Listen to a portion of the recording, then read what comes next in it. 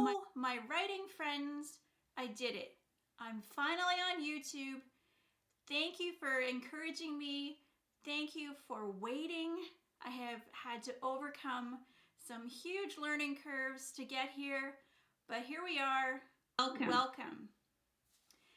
To start with these videos, I'm going to begin by just recording videos that cover the blog posts that I've already published, because so many of you asked me for examples. You want to see more examples, see me walk through these edits, and so that's where we're going to start, and we'll see where the channel goes after that. So today we're going to talk about, let me check my notes. That's so bad, right? Okay, so why your deep point of view is technically correct but feels emotionally flat. So here's this scenario. You have removed all the emotion words. You have eliminated the telling and the author voice. You have removed the filter words. You have removed the dialogue tags. You have made sure you stayed in one character's point of view. You have added the internal sensory details. You have added the body language cues. Your beta readers and your critique partners read your story. They understand what's going on, but they still say they can't connect emotionally with your character, and you're not sure why. Why isn't deep point of view working?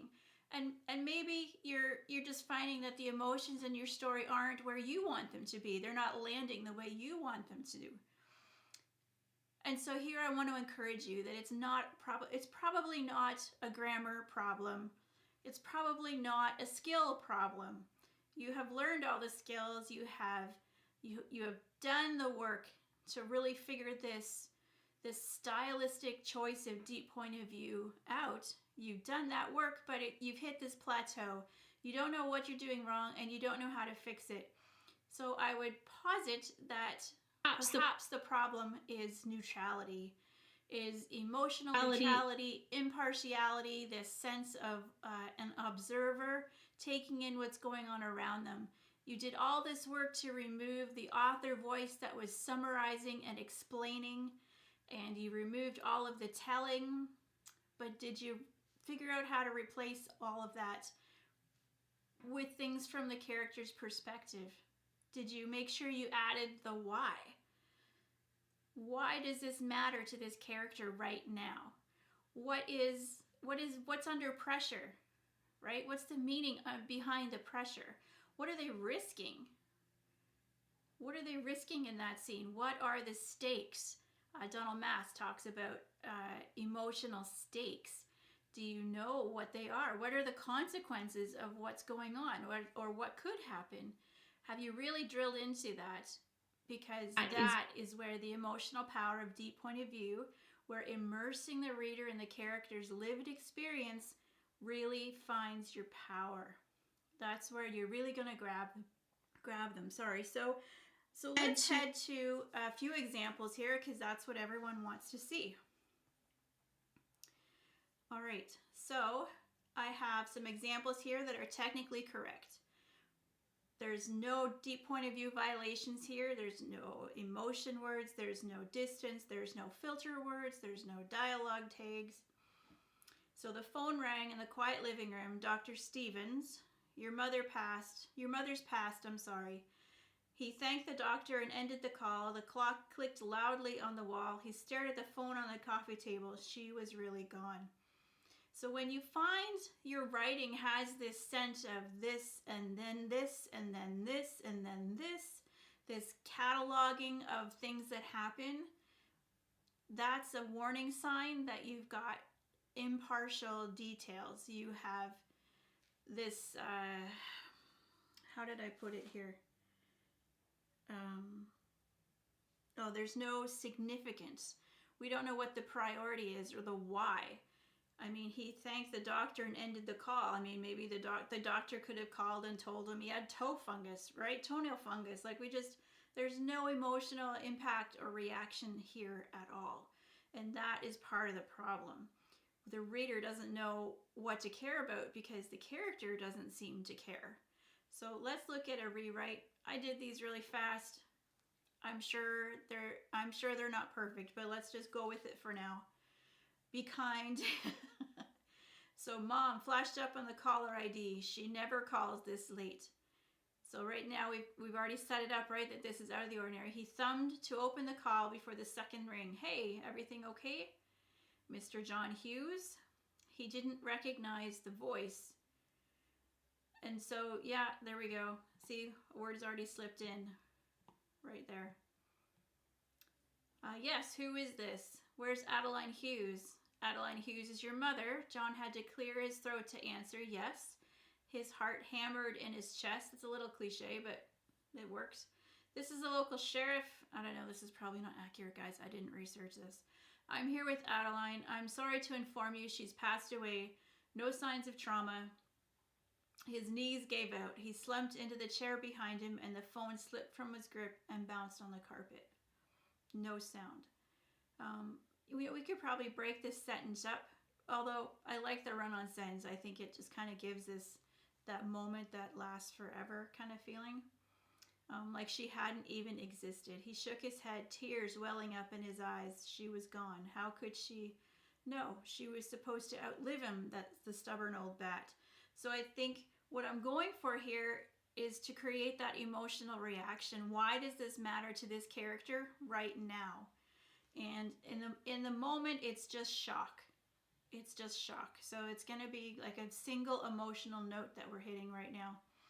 He snatched up the phone. They were lying. It was a mistake. So here we have a little bit of anger creeping in. Anger, of course, is the reaction to the surprise, the grief, the overwhelm. He couldn't remember the code to open the screen. So you could go deeper here, right? You could have him tapping out, why isn't this working? Sometimes you just have to cheat Deep POV a little bit to keep the story moving. Totally your call how deep you need to be in a scene. Couldn't remember the code to open the screen. He hadn't picked up the grocery list. She'd texted him yesterday. No rush, she'd said. She was gone. The gaping hole in his chest pulsed with every shallow breath. So I'm just trying to capture here what it means to this character. What is the consequence? What is the emotional reaction? And so it's got more words than this original did because we had to add a lot back in. Now I want you to remember that deep point of view is not a checkbox, yes or no. It's a dial or a scale. So you can choose how deep you need to be in any given scene. Do you need to be, 40% deep point of view or 60%, or are you aiming for 90%?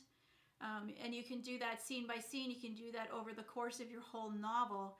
The whole thing probably shouldn't be in deep point of view, because otherwise you're going to struggle with pacing. You're going to struggle with on-the-nose writing. You're going to struggle with purple prose and this relentless self-reflection. So make sure that it serves the purpose, right? Deep point of view is a collection of tools. Use the tools to create a specific effect for the reader. So here's another example. He entered the kitchen, the scent of burnt toast lingering in the air. The note on the counter explained her departure in neat handwriting, listing reasons like mismatched goals and faded affection. He sat down, acknowledging the end of their relationship without surprise. So we have this surprise word creeping in here that would violate deep point of view. But everything is just, the note on the counter explained her departure. This is a very neutral description, isn't it? It doesn't infuse emotion into this at all. It explained her departure. She could be leaving for the grocery store. She could be going to the basement for some canned carrots, right? Like, I don't know. Like, there's no emotion in this at all. Listing reasons like mismatched goals and faded affection. And even if he's using, this kind of this coping mechanism of logic, like it's too shallow. Something like this should be bigger, even for the character who doesn't articulate very well, who isn't particularly emotionally intelligent. They're still going to notice and feel more than this. And then he sat down. You sit down to have breakfast. You sit down to read the paper, right? Like, there's so many stronger verbs here to capture what he's saying, to capture how he feels. through the words you choose. So let's see how I looked at this as a rewrite. Again, just did it quick. The kitchen door thudded shut behind him and the sharp smell of burnt food hit him. The toaster sat innocently on the counter, but the spray of scraped off char in the sink told the story of a ruined breakfast. So it's just this, the toaster sat innocently on the counter, right? It's not the toaster's fault. So just kind of a bit of foreshadowing there. His gaze caught the note on the counter. He froze, fist curling around the edge of the countertop. So I'm trying to capture like surprise and maybe a little anxiety creeping in here, like this is out of the ordinary. Her tight looping script marched across the paper. So this adds more emotion than just explained her departure in neat handwriting. And I'm trying to capture here that he's skimming the note. He's not fully reading it. And you can read into that what you like about this character, that he can't even read the whole note word for word. Isolated, distant, mismatched goals, spark gone, no blame. So that's kind of his summary of her note, which tells us something about the character. He snatched the paper and crumpled it in his fist. No, he could fix this. So he's got this anger response, right? That's the answer to the overwhelm. When we feel overwhelmed, when we need to feel like we need to regain control of our emotions, we often turn to anger. But he's saying no to the anger. No, he could fix this. Find some loophole in her logic. Convince her to come back. Once you pull back on the anger, though, the other emotions are going to come forward. Tears welled up in his eyes, and he set the paper down and smoothed it out again with a flat hand. He read it slower this time. I'm trying to capture that very deliberate action of slowing down and trying to figure this out. The silence in the kitchen roared louder than any fight they'd had.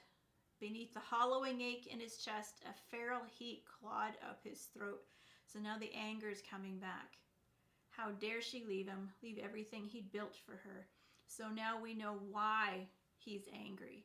He's not angry that he's lost her. He's not grieving a relationship. He's angry that she left him. It's about him.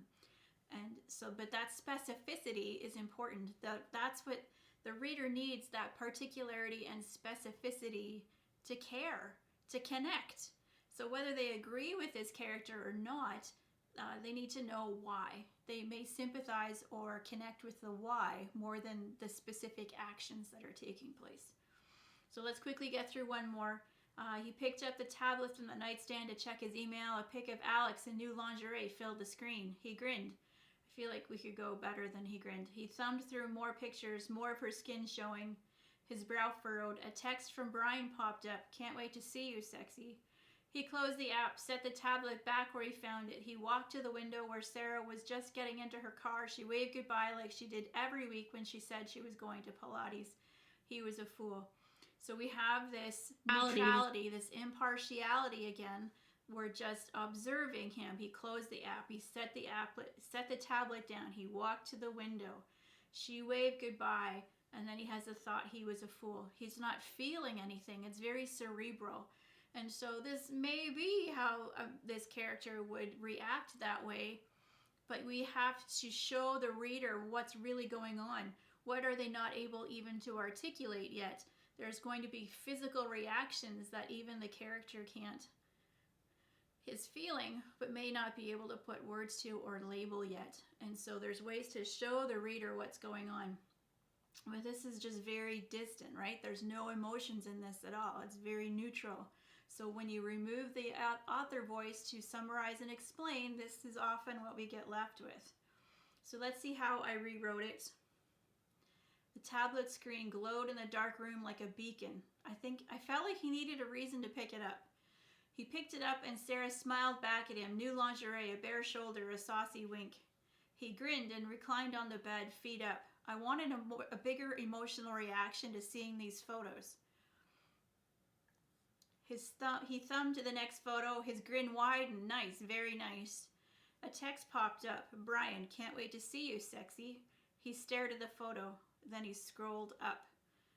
Their banter spanned months, once a week, every week. So I do have that this and then this and then this and then this, but sometimes you can see that I'm not using proper grammar here either. These are all sentence fragments, and so I'm trying to capture this stuttered thought, this stuttered realization of what's been going on. Sarah's laugh lines crinkled the same way in the photo as they did for him. Acid surged up his throat, rancid and hot. So here, the Sarah's laugh lines, I was trying to capture that sense. People often ask me, how do you capture how a character feels if they can't articulate what they feel, if there's a lag between what they realize and how they feel about it. And their thoughts are always a good way to capture that. So what would he be thinking that would reflect how he feels, or the betrayal, right? Instead of saying he felt betrayed. Do you know what I mean? Acid surged up in his throat, rancid and hot. Trying to use very specific words here for how that feels. His pulse hammered in his ears like fists on a locked door. That sense of being trapped or holding back. Fingers trembling, the tablet fell onto the bed. And here we have the thoughts again: stupid, blind, pathetic. This is what he thinks of himself. What's at risk? What is the meaning under the pressure? What is the why? The stakes? What's he risking? This is what's at risk. She threw a bag into the back seat and waved up at him like she always did. His chest caved with a hollow ache. Fool. All right, so those are my examples as to why your scene may be technically clean. It may technically follow all the rules of Deep POV, but still feel emotionally flat. So look for those lists, that objectivity, that neutrality, that impartiality, and look for where you can infuse meaning for the character. Where is the risk? What are the emotional stakes? What is the why? Why does the character need this to happen now? Why does the reader need to know about this happening to this character right now? And often you'll find that helps you kind of kickstart to go deeper in how to fix the problem. So I will link to the blog post that this video is referencing below in the description. If you found this helpful, hit subscribe so that more people get a chance to see this video, and I will see you next time.